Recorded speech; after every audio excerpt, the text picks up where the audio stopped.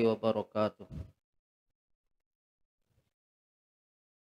Innal hamdalillah nahmaduhu wa nasta'inuhu wa nastaghfiruh wa na'udzu billahi min shururi anfusina wa sayyiati a'malina may yahdihillahu fala mudhillalah wa may yudlil fala hadiyalah. Asyhadu an la ilaha illallah wahdahu la syarikalah wa asyhadu anna Muhammadan abduhu wa rasuluhu la nabiyya ba'dah. Allahumma salli ala Muhammad wa ala alihi wa ashabihi wa man tabi'ahum bi ihsanin ila yaumiddin, amma ba'd. Jamaah kaum muslimin yang semoga dimuliakan Allah Subhanahu wa taala. Kita lanjutkan kajian kita di sore hari ini insyaallah. Masih hadis tentang takwa, di mana Rasul sallallahu alaihi wasallam beliau menjawab atas pertanyaan dari para sahabat tentang siapakah manusia yang paling mulia. Kata Nabi sallallahu alaihi wasallam, "Fa akramun nasi 'indahu atqahum ilaih." Manusia yang paling mulia di sisi Allah adalah mereka yang paling bertakwa kepadanya. Oleh karena itu, walihada yamudu ahlat taqwa. Oleh karena itu Allah memberikan ahlut taqwa bima yamudum bih, dengan apa-apa yang Allah berikan kepada mereka dengan sebab takwa tersebut, minal karamati dhahirah, dari karamat atau kemuliaan-kemuliaan, keramat-keramat atau karamah-karamah yang nampak, awil batinah, atau karamat yang tersembunyi atau bersifat batin. Li'annahum, karena mereka orang yang bertakwa kepada Allah adalah akramu khalqihi indah, makhluk atau manusia yang paling bertakwa di sisi Allah Subhanahu wa taala. Maka fa fi hadza, maka dalam hadis ini hasan ala taqwallah, ada perintah atau anjuran supaya bertakwa kepada Allah Subhanahu wa taala.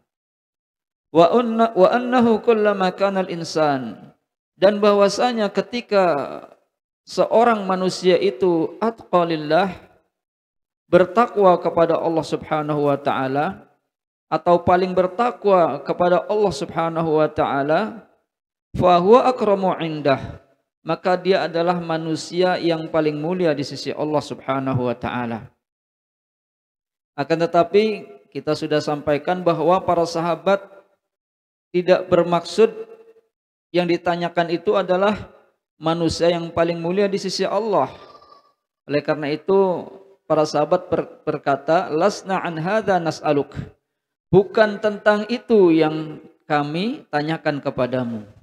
Bukan tentang ini ya yang kami tanyakan kepadamu. Kemudian Rasul menyebutkan untuk mereka bahwa manusia yang paling mulia adalah Yusuf. Yusuf bin Nabiullah bin Khalilullah. Yakni bahwa Yusuf bin Yaqub bin Ishaq bin Ibrahim.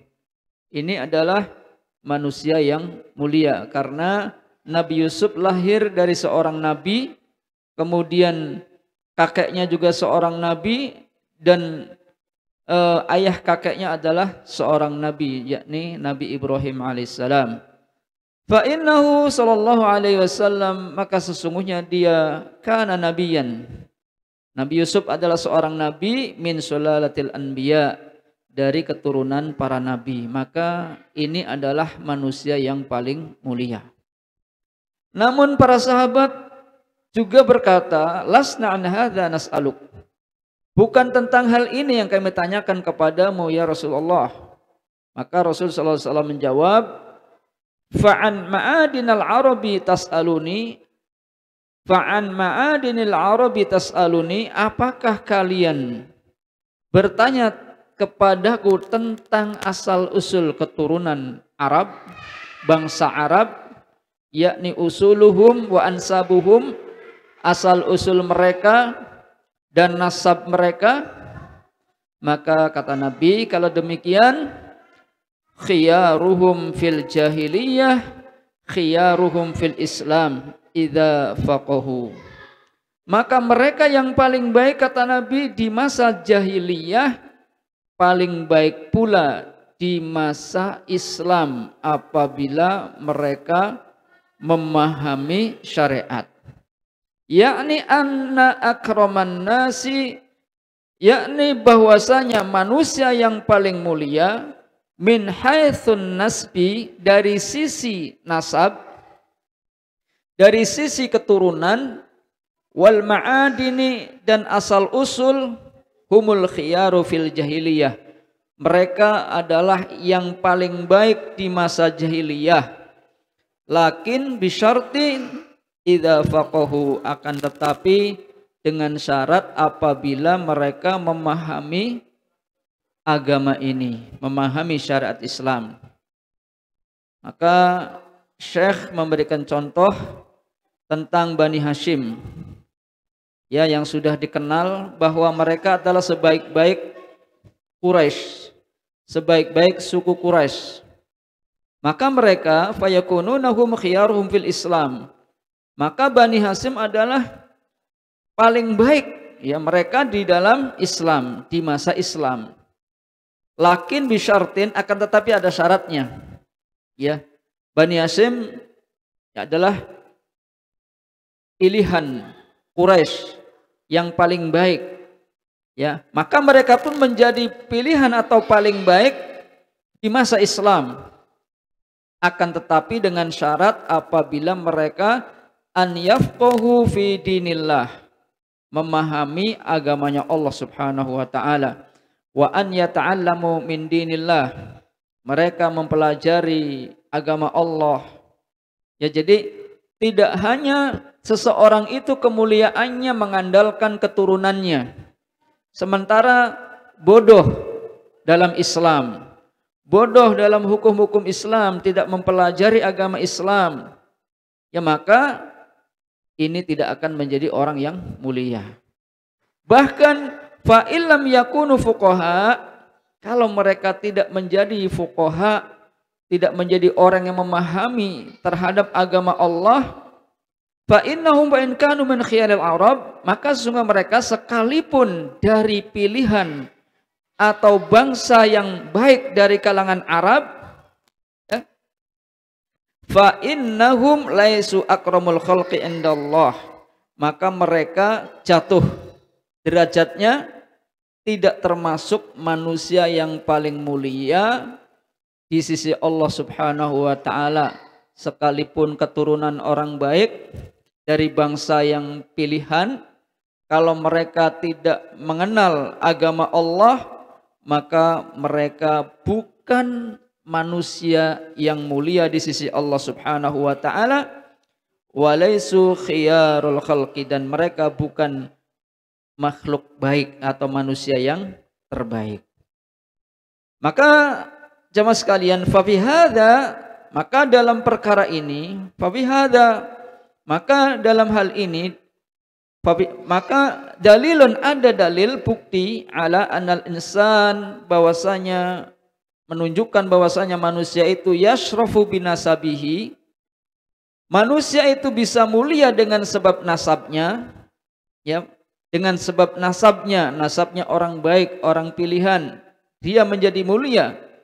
Lakin bisyartin, akan tetapi dengan syarat an yakuna lahu fiqhun fi dinihi, syaratnya dia itu faqih, memahami dalam agamanya.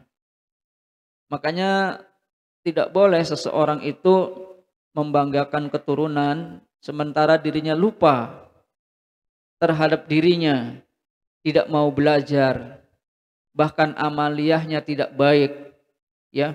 Maka ini derajatnya tidak mulia lagi sebagaimana para orang tuanya. Ya, kalau seseorang dia tidak faham, tidak belajar agama. Oleh karena itu wala syakka anan nasaba, dan tidak diragukan lagi bahwa nasab, keturunan, lahu athar, memiliki pengaruh. keturunan itu ada pengaruhnya, memiliki pengaruh. Ya, walihada kana Banu Hashim, oleh karena itu Bani Hashim adalah atyabun nas wa asyrafahum nasaban. Manusia yang paling baik dan nasab keturunan yang paling mulia, Bani Hashim. Ya, dari sisi nasab, dari sisi keturunan. Wa min thamma, dan dari sanalah kana minhum an-nabiy sallallahu alaihi wasallam. Karena dari Bani Hashim juga, yakni di antaranya Nabi kita Muhammad sallallahu alaihi wasallam. Nabi kita Muhammad itu dari Bani Hashim, yakni nasab yang mulia, ya, alladzi huwa asyraful khalqi, yang mana hal tersebut merupakan manusia yang paling mulia. Kalau saja bukan lahir dari perut, ya, keturunan Adam yang paling mulia, tentu tidak akan diutus atau tidak ada di sana Nabi sallallahu alaihi wasallam. Fala yub'atsur rasulu sallallahu alaihi wasallam illa fi asyrafil butun wa a'lal ansab. Maka tidaklah diutus seorang rasul atau Rasulullah sallallahu alaihi wasallam illa fi asyrafil butun, kecuali dari yakni nasab yang paling mulia, butun dari perut yang paling mulia, bangsa yang mulia, ya, wa a'lal ansab, dan nasab yang paling tinggi. Wasyahid min hadzal hadis, dan syahid dari hadis ini adalah qaulur Rasul sallallahu alaihi wasallam, ucapan beliau sallallahu alaihi wasallam, inna akramal khalqi atqahum, sesungguhnya makhluk yang paling mulia adalah mereka yang paling bertakwa kepada Allah Subhanahu wa taala. Jemaah sekalian, oleh karena itu, fa idza kunta turidu an takuna kariman indallah, apabila kamu ingin bahwa kamu menjadi seorang yang mulia di sisi Allah Subhanahu wa taala, wa dha manzilatin indah, dan memiliki kedudukan di sisi Allah Subhanahu wa taala, fa'alaika bittaqwa, maka hendaklah kamu menjadi orang yang bertakwa kepada Allah Subhanahu wa taala. Fakullama kana al-insanu lillahi atqa, maka setiap seseorang itu di sisi Allah lebih bertakwa, kepada Allah dia bertakwa, kana indahu akram, maka manusia tersebut di sisi Allah lebih mulia atau paling mulia. As'alullaha an yaj'alani wa iyyakum minal muttaqin.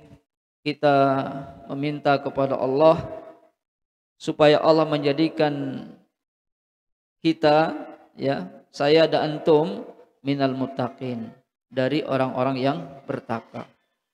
Walhasil kesimpulannya bahwa kemuliaan seseorang itu dengan sebab takwanya kepada Allah Subhanahu wa taala. Keturunan bisa dikatakan baik kalau kemudian dia mempelajari, memahami agama Allah dan melaksanakannya, atau yang disebut dengan takwa kepada Allah Subhanahu wa taala. Selesai hadis yang kemarin, ya, kita teruskan dan sekarang masuk ke hadis yang ke-70 ats-tsani, dan hadisnya hadis yang kedua. Jemaah sekalian, saya bacakan hadisnya. An Abi Sa'idin Al-Khudri radhiyallahu anhu 'anil Nabi sallallahu alaihi wasallam qala, dari Abu Sa'id Al-Khudri, yang semoga Allah meridhoinya darinya, meridhoinya, 'anil Nabi sallallahu alaihi wasallam qala, dari Nabi sallallahu alaihi wasallam bersabda, inna dunya hulwatun khadiratun. Kata Nabi, sesungguhnya dunia itu hulwah, dunia itu manis, khadiratun, dunia itu hijau, manis dan hijau. Dunia ini manis dan hijau. Wa innallaha, dan sesungguhnya Allah mustakhlifukum, menjadikan kalian khalifah fiha, di dalamnya. Fayanzuru kaifa ta'malun, lalu Allah melihat bagaimana yang kalian kerjakan. Kemudian kata Nabi, fattaqud dunya wattaqun nisa, maka berhati-hatilah tentang dunia dan berhati-hatilah tentang perkara wanita. Fa inna awwala fitnatin bani Israila, karena sesungguhnya fa inna awwala fitnati bani Israila, karena sesungguhnya awal fitnah Bani Israel itu kanat fin nisa, adalah tentang wanita. Rawahu Muslim. Ya, jadi dunia ini manis, ya. Kemudian hijau. Ya. Kemudian di sini disyarah hadzal hadits saqahul muallif lamma fihi min amrin nabiy sallallahu alaihi wasallam bittaqwa ba'da an dzakara halad dunya. Kata pensyarah yakni Syekh Muhammad bin Shalih Al-Utsaimin, hadis ini dikutip oleh penyusun kitab ini Imam An-Nawawi rahimahullah, karena di dalamnya mengandung perintah Nabi tentang takwa. Jadi hadis ini dimasukkan dalam bab takwa, ya, oleh penulis karena di dalamnya ada perintah Nabi tentang takwa. Setelah beliau Nabi menyebutkan tentang keadaan dunia, faqala, sebagaimana beliau bersabda, inna dunya hulwatun khadiratun, sesungguhnya dunia ini manis dan hijau. Hulwah, manis fil madaq, manis dari sisi rasanya. Dunia ini manis dari sisi rasanya. Kemudian khadiratun fil mir'a, hijau dari sisi pandangan mata. Ya, ketika dipandang, ya. Wa syawidza kana hadiran hulwan, dan kata Syekh, sesuatu itu apabila hijau dan manis, fa innal aina tatlubuhu awalan, maka mata ini tertarik. Yang pertama tertarik dulu, ya, mencarinya dahulu, sesuatu yang manis dan hijau.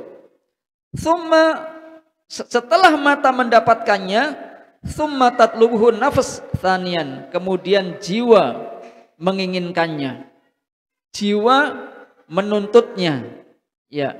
Wa syawidza istama'a fihi talabul aini wa talabul nafs, dan apabila sesuatu berkumpul di dalamnya, ya, apa yang didapati dicari oleh mata dan jiwa, fa innahu yushaqu lil insan an yaqa'a fihi, maka sungguhnya hampir-hampir saja manusia itu terjatuh di dalamnya. Maka dunia adalah manis dari sisi rasanya.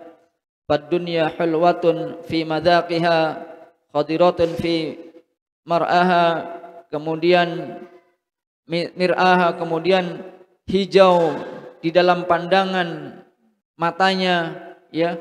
Fayaqtarul insanu biha, yang sehingga manusia itu banyak yang terperdaya karena manisnya dunia, rasa manisnya dunia dan hijaunya ketika dipandang mata, sehingga menjadikan manusia itu tujuannya ke sana, tujuannya ke arah dunia, saking manisnya dan hijaunya.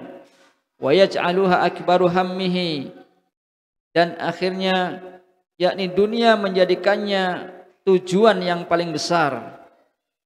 Walakinnan Nabiyya sallallahu alaihi wasallam, akan tetapi Nabi sallallahu alaihi wasallam bayyana, menjelaskan, annallaha ta'ala mustakhlifana fiha, bahwasanya Allah menjadikan kita khalifah di dalamnya. Fayanzuru kaifa na'mal. Lalu Allah akan memandang bagaimana yang kita lakukan. Hal taqumuna bi ta'atihi. Apakah kita menegakkan ketaatan kepada Allah Subhanahu wa taala, wa tanhauna an-nafsa 'anil hawa, dan meninggalkan hawa nafsu ya yang membawa kepada keburukan, wa taqumuna bima aujaballahu 'alaikum, dan kita yakni menegakkan apa yang telah diwajibkan oleh Allah kepada kita, wala taghtaruna bidunya, dan janganlah kita ini, kalian ini terperdaya dengan dunia. Au anal amro bil aks, atau sebaliknya. Oleh karena itu kata Nabi, fattaqud dunya. Dalam hadis tadi, bertakwalah kalian tentang perkara dunia. Maksudnya apa? Ayqumu bima amarakum bih. Maksudnya adalah tegakkanlah, laksanakanlah apa-apa yang Allah perintahkan kepada kalian. Watruku ma nahakum anhu, dan tinggalkanlah apa-apa yang Allah larang buat kalian. Fala taghurrannakum halawatud dunya, dan janganlah kalian tertipu, terperdaya dengan manisnya dunia. Ya, wa nadratuha, dan indahnya ya hijaunya dunia. Sebagaimana Allah berfirman, fala taghurrannakumul hayatud dunya wala yaghurrannakum billahil ghurur.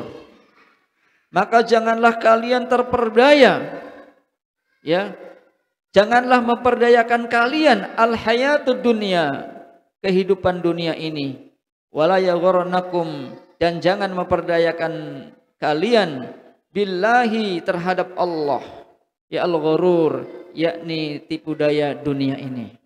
Ya. Berikutnya, kemudian Nabi bersabda, Nabi melanjutkan ucapannya, semakal fattaqud dunya wattaqun nisa. Maka bertakwalah kalian dengan perkara dunia, dan bertakwalah kalian tentang perkara wanita. Ittaqun nisa, peliharalah dirimu dari, jagalah dirimu atau hati-hatilah dirimu dari perkara perempuan. Tentang perkara perempuan, ai ihdaruhun, ya, kata Nabi, hendaklah kalian berhati-hati. Wa hadza yashmulu al-hadru minal mar'ah fi kaidiha ma'a zawjiha. Dan ini kehati-hatian kita ini mencakup kehati-hatian dari seorang perempuan atau istri, ya, tentang tipu dayanya terhadap suaminya. Ya, kita ini karena sifatnya umum, termasuk hati-hati juga terhadap tipu daya istri kita. Ya. Wa yasmulu aidan al-hadr minan nisa'i wa fitnatuhun, dan mencakup juga kehati-hatian dari wanita-wanita dan fitnah-fitnah mereka. Walihada qala, oleh karena itu kata Nabi, fa inna awwala fitnati bani Israila, karena sesungguhnya awal fitnah Bani Israel itu kanat fin nisa, adalah tentang wanita. Jadi awal mula fitnah yang terjadi pada Bani Israel itu tentang wanita. Oleh karena itu kata Nabi, faftatanu fin nisa, sehingga mereka terfitnah ya dengan masalah wanita tersebut. Fadallu wa adallu wal iyadu billah, sehingga mereka sesat, ya, dan mereka pun tersesat, ya, tersesat dan sesat, ya, wal iyadu billah. Fadallu, mereka menjadi sesat, ya, wal iyadu billah, dan kita memohon perlindungan kepada Allah Subhanahu wa taala. Oleh karena itu jemaah sekalian, di sini dikatakan bahwa musuh-musuh kaum muslimin itu memunculkan tentang masalah wanita, memunculkan tentang masalah wanita, yang sehingga di sana banyak sekali terjadi fitnah-fitnah pada kaum lelaki. Dan memang fitnah yang paling berat bagi laki-laki adalah wanita. Saya pernah membaca sebuah kisah yang Imam Ibnul Qayyim meriwayatkan tentang fitnah wanita, di mana ada seorang pemuda. Pemuda ini rajin ke masjid dan dia rajin azan di masjid. Maka pada suatu hari sang pemuda ini naik menara masjid untuk mengumandangkan azan, dan untuk sholat. Akan tetapi di bawah menara masjid, sang muadzin ini melihat ada wanita Nasrani yang dia lihat, ya mungkin oleh pemuda ini di pandangan matanya wanita tersebut sangat cantik, sehingga dia kemudian turun dari menara tersebut dan dia mendatangi rumah wanita tersebut. Kemudian dia bertemu dengan wanita yang dia lihat. Kata dia setelah berkenalan bahwa dia ingin menikahi dia. Seorang muslim ini ingin menikahi wanita tersebut, wanita Nasrani. Kata si wanita, "Wahai pemuda muslim, kamu tidak akan bisa menikahi saya." Kenapa? Karena kamu seorang muslim, sedangkan saya seorang Nasrani. Maka demi untuk mendapatkan si wanita tersebut, si laki-laki itu berkata, "Saya bersedia keluar dari Islam. Saya bersedia keluar dari agama Islam agar saya bisa menikah denganmu." Akhirnya si laki-laki ini murtad. Ya. Setelah mereka hidup bersama, dan mereka hidup bersama tapi belum nikah. Ya. Suatu hari si pemuda muslim ini yang sudah murtad, ya, dia naik atap rumah. Menaiki atap rumah, kemudian terjatuh dan kemudian wafat atau meninggal dalam keadaan murtad. Kita berlindung kepada Allah Subhanahu wa taala. Maka inilah, ya, fitnah bagi laki-laki yang paling besar dan berat adalah wanita. Yang sehingga pemuda muslim ini ada dua kerugian. Kerugian yang pertama, dia sudah murtad. Yang kedua, dia tidak sampai hidup bersama dengan wanita tersebut, wanita Nasrani tersebut. Ini Imam Ibnul Qayyim meriwayatkan kisah seperti ini. Dan oleh karena itu kita juga tentu harus berhati-hati, karena musuh-musuh agama kita, musuh-musuh agama Allah Subhanahu wa taala ingin atau menghendaki bahwasanya kaum lelaki atau kita orang muslim ini bisa terfitnah, ya, dengan fitnah, dengan cara yakni mereka, wanita mereka bersolek atau campur baur dan seterusnya, ya, yang sehingga banyak sekali di dalam kehidupan dunia ini orang-orang yang terhormat jatuh karena sebab wanita. Wallahu taala a'lam bishawab. Sampai di sini yang bisa disampaikan. Semoga ada manfaatnya buat kita. Bahwasanya kesimpulannya adalah bahwa hendaklah kita berhati-hati dari perkara dunia, karena dunia itu manis dan hijau. Ya, kalau seseorang sudah yakni terjatuh pada keduanya, ya, pada dunia kemudian juga wanita, maka akan rugilah, ya, kita ketika kita tidak bisa untuk yakni menegakkan di atas muka bumi ini dengan mentaati Allah Subhanahu wa taala dan menjauhi apa yang dilarang oleh Allah Subhanahu wa taala, menegakkan apa yang Allah wajibkan kepada kita, dan jangan sampai kita terperdaya dengan manisnya dunia sehingga melupakan kita kepada Allah Subhanahu wa taala. Wallahu taala a'lam bissawab. Kita akhiri subhanakallahumma wa bihamdika asyhadu an la ilaha illa anta astaghfiruka wa atubu ilaik. Assalamualaikum warahmatullahi wabarakatuh.